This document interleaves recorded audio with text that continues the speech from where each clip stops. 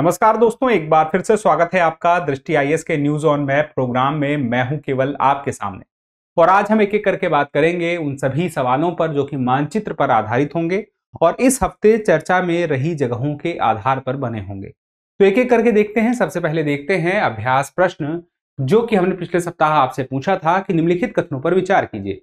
उत्तरी कोरिया और दक्षिणी कोरिया 38वीं समानांतर रेखा से अलग होते हैं। दूसरा कि दक्षिण कोरिया केवल उत्तर कोरिया से स्थलीय सीमा साझा करता है। आपको क्या बताना है कि कौन सा कथन सही है। एक, केवल एक, बी केवल दो, सी एक और दो दोनों, डी ना तो एक और ना ही दो। अब यहां पे देखिए, आप ये देख रहे हैं, इसको एक बार ध्यान से देखिए। ये 38वीं समांतर रेखा है। इसके उत्तर में आप देखें तो ये नॉर्थ कोरिया है, साउथ कोरिया है। एक मोटा मोटा जो अंतर पैदा करता है ये 38वीं समांतर रेखा करती है, जिससे पता चलता है कि इसके उत्तर में नॉर्थ कोरिया है, दक्षिण में साउथ कोरिया है। लेकिन सीमा का निर्धारण होता है यहां से डीमिलिटराइज्ड जोन में, ये जो ब्लू कलर का है, ठीक है। लेकिन ये अलग करती है, ये बात तथ्य के रूप में सही है। फिर दक्षिण कोरिया केवल उत्तर कोरिया से सीमा साझा करता है, क्या ऐसा है? अब आप देखिए, यहां पे आप देखिए साउथ कोरिया आप देख रहे हैं। अब इस साउथ कोरिया में आप देखें तो ऊपर उत्तर में तो नॉर्थ कोरिया है, नीचे साउथ कोरिया है, इधर वाटर बॉडी, इधर वाटर बॉडी, इधर वाटर बॉडी।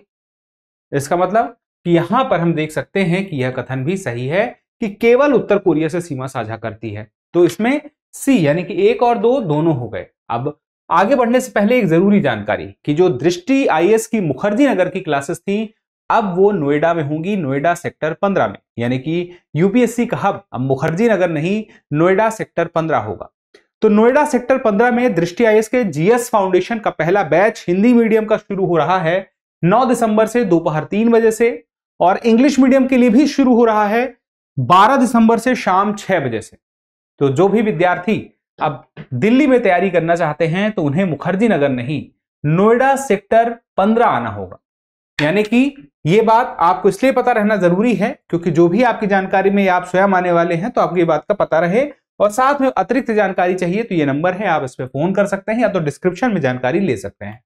अब आगे बढ़ते हैं और एक और महत्वपूर्ण जानकारी की दृष्टि आईएएस के प्लेटफॉर्म में संभव 2025 शुरू हुआ है, जिसमें आपको हर दिन प्रीलिम्स के 10 सवाल दिए जाएंगे अभ्यास करने के लिए, और ये सभी के लिए ओपन एक्सेस होगा। जो भी चाहे इन सवालों के उत्तर देख सकता है, इन सवालों को सॉल्व करने की कोशिश कर सकता है, यानी कि यह सभी के लिए है।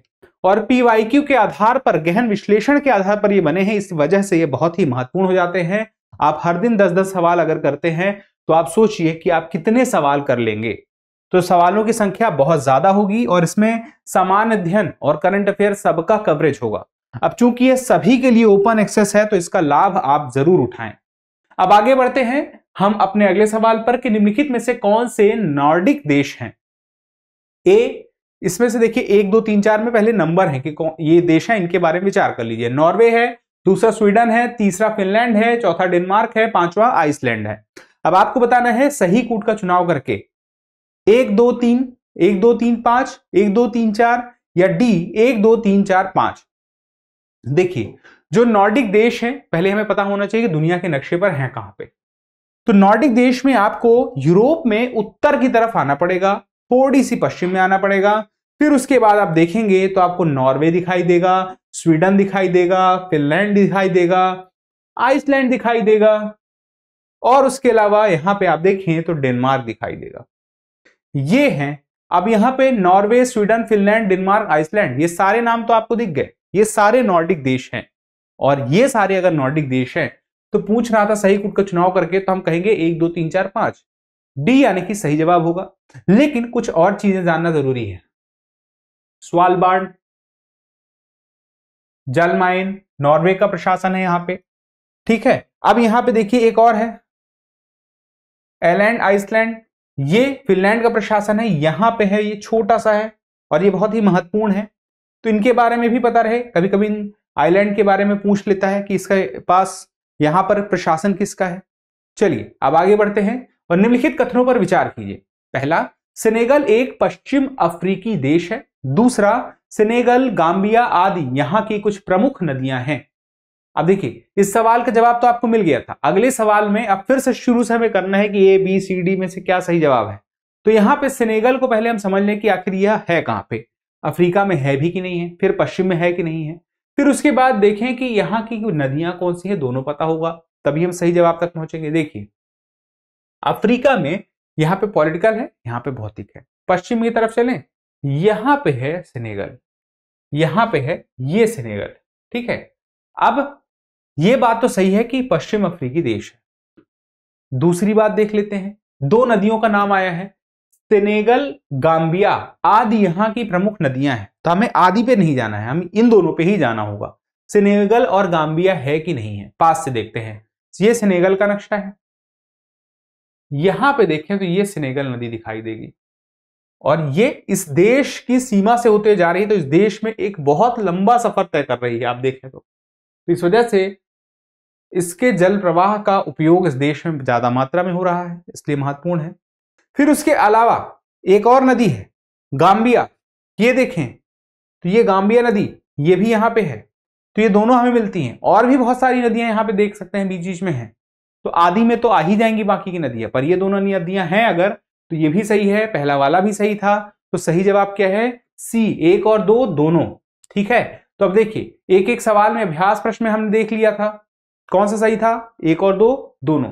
फिर अगले सवाल में हमने देखा कौन कौन से नॉर्डिक देश हैं, सारे के सारे हैं, पांचों हैं। फिर अगले सवाल पे हमने देखा सेनेगल पश्चिमी अफ्रीकी देश है और सेनेगल गांबिया यहाँ की नदियां हैं, तो यहां पर 1 और 2 सही है। अब उसके बाद अगले सवाल पे आते हैं, निम्नलिखित जल राशियों पर विचार कीजिए। पहला है उत्तरी सागर, दूसरा है इंग्लिश चैनल, तीसरा है बिस्के की खाड़ी और चौथा है लॉरेंस की खाड़ी। किस जल राशि का संबंध फ्रांस से है? केवल एक, 3, 4, केवल 2 और 3 या उपर्युक्त सभी? अब इसको ध्यान से देखिए, फ्रांस पहले देख लीजिए कहां पे है, ये फ्रांस आपको यूरोप में दिखाई देगा। अब उसके बाद अब क्या करना है, अब यहां पे देखिए तो ये आपको बे ऑफ बिस्के, बिस्के की खाड़ी, यहां ऊपर गए तो इंग्लिश चैनल दिख गया, और ये देखिए नॉर्थ सी है, नॉर्थ सी का विस्तार तो यहां तक है। और ये कौन सा क्षेत्र है, ये क्षेत्र तो है फ्रांस का। फिर उसके बाद नीचे देखें तो यहां पे एक और आपको दिख गया। अब यहां पे आप देखें तो लॉरेंस की खाड़ी, इंग्लिश चैनल, बिस्के की खाड़ी, उत्तरी सागर सब मिल गए। बिस्के, इंग्लिश चैनल, नॉर्थ सी और लॉरेंस की खाड़ी, ये ठीक है। जब सारे आपको अगर मिल गए हैं तो यहां पे हम कह सकते हैं, भले कम मात्रा में, उससे फर्क नहीं पड़ता, जब सारे के सारे मिल रहे हैं तो हम कह सकते हैं कि सभी उत्तर में है, तो डी यहां पे होगा उपर्युक्त सभी।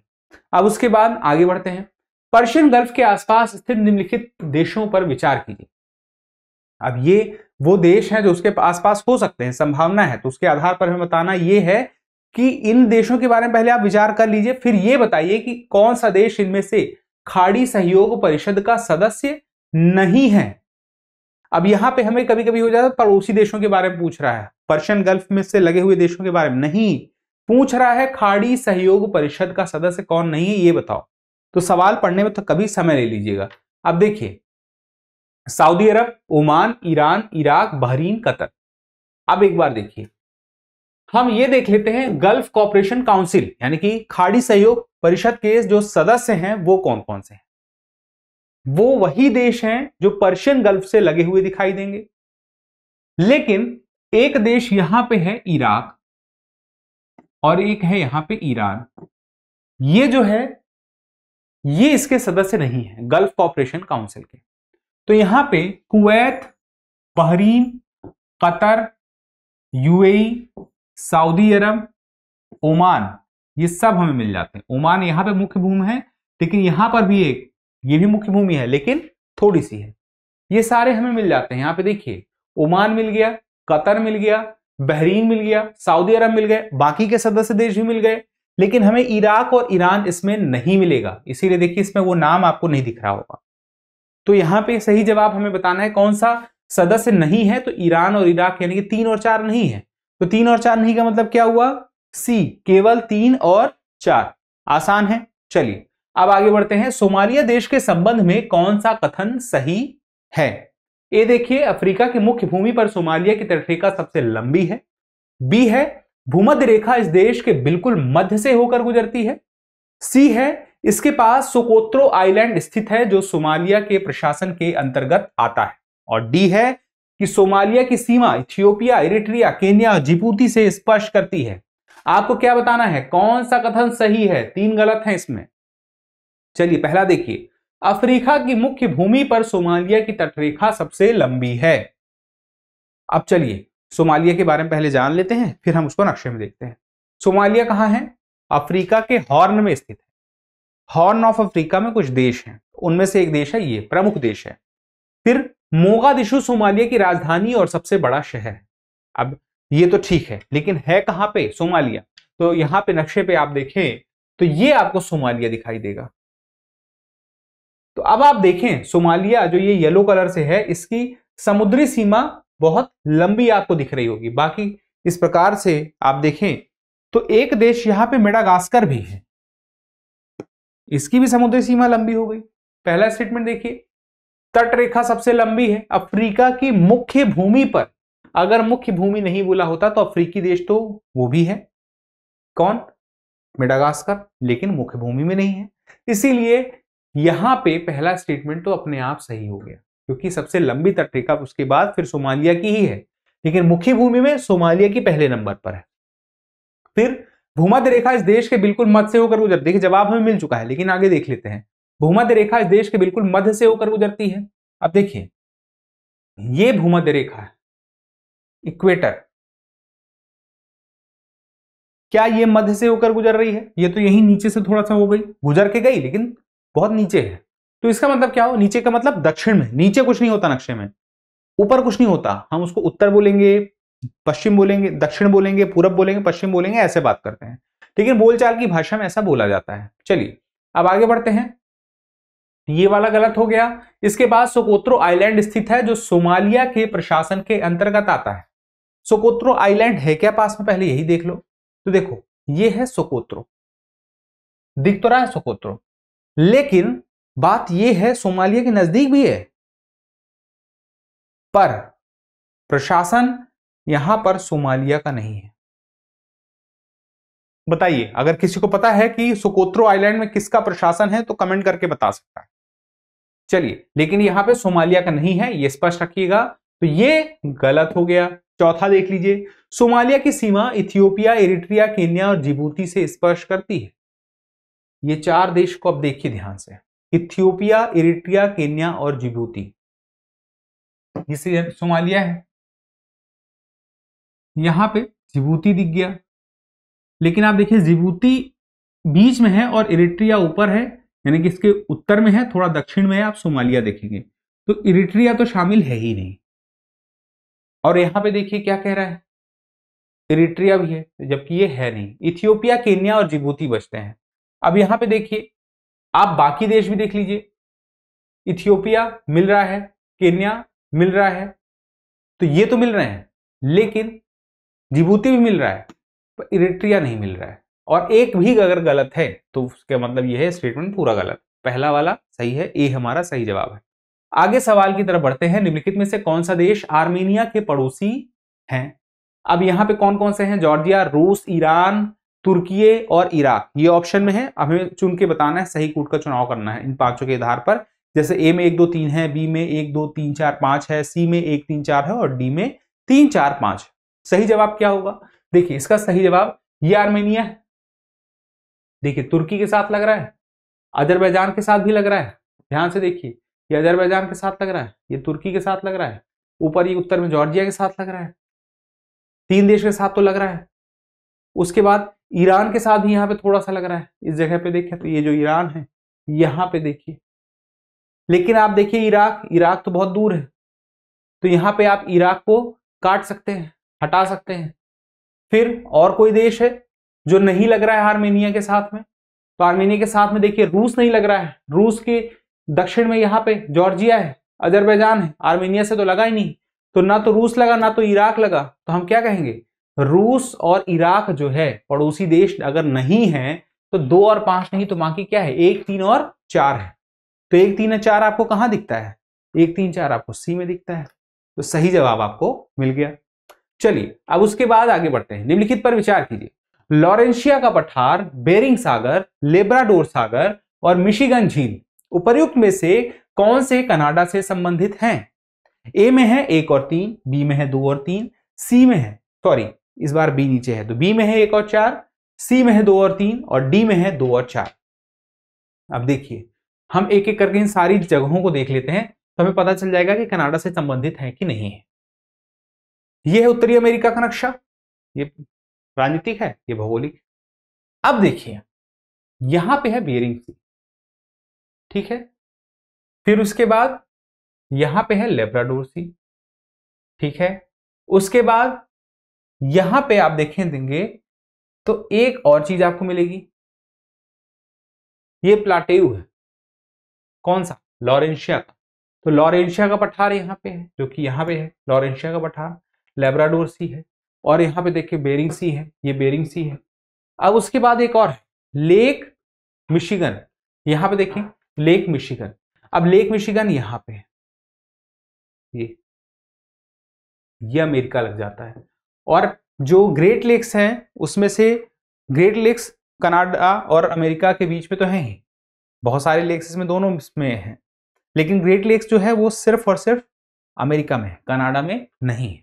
तो ऐसी स्थिति में हम जो मिशिगन झील है, सॉरी ग्रेट लेक्स में जो मिशिगन झील है वो सिर्फ यूएसए में है, तो हम बोलेंगे कि ये दोनों देशों में नहीं है। इस वजह से एक तो ये हो गया, कनाडा से संबंधित नहीं रह गई। और दूसरी बात आप देखें एक बार, यहां पे बेरिंग सी है, यहां पे बेरिंग सी है, ये अलास्का वाला क्षेत्र है, यानी कि यूएसए का क्षेत्र है। और इसके पश्चिम में आगे जाएंगे मतलब तो वो कौन क्या होगा, वहां पे रूस बैठा हुआ है, तो रूस और इसके अलावा यह अलास्का से संबंधित है। तो इसका मतलब हम क्या कह सकते हैं कि यह कनाडा से संबंधित नहीं है। तो बेरिंग सी और मिशिगन कनाडा से संबंधित नहीं है, ये नहीं है, और इसके अलावा बेरिंग सागर नहीं है। तो 1 और 3 है, ए हमारा सही उत्तर हो गया, ठीक है। कनाडा से संबंधित लॉरेंशिया का पठार और लेब्राडोर। तो देखो लेब्राडोर, सॉरी यहां पे लॉरेंशिया का पठार है और यहां पे लेब्राडोर सी है, यहां पे लेब्राडोर सी है, ठीक है। जवाब मिल गया है, तो अब आगे बढ़ते हैं और अभ्यास प्रश्न देख लेते हैं। निम्नलिखित में को उत्तर से दक्षिण के क्रम में व्यवस्थित कीजिए। पहला है रामसर, दूसरा है स्टॉकहोम, तीसरा है बॉन और चौथा है वियना। सही कूट का चुनाव करना है। ए है 1 2 3 4, सी है 2 4 3 1, बी है 2 3 4 1 और डी है 4 2 3 1। तो स्पष्ट हो गया, आसान है, प्रयास कीजिएगा, क्योंकि जब आप प्रयास करते हैं, उत्तर देते हैं, तो हमें और बेहतर करने की प्रेरणा मिलती है। फिलहाल के लिए इतना ही, जल्दी मिलते हैं अगले एपिसोड में। तब तक के लिए स्वस्थ रहें, मस्त रहें, पढ़ते रहें। धन्यवाद। डियर व्यूअर्स, अपने एग्जाम की तैयारी को और बेहतर करने के लिए हमारे चैनल को लाइक, शेयर और सब्सक्राइब करना न भूलें।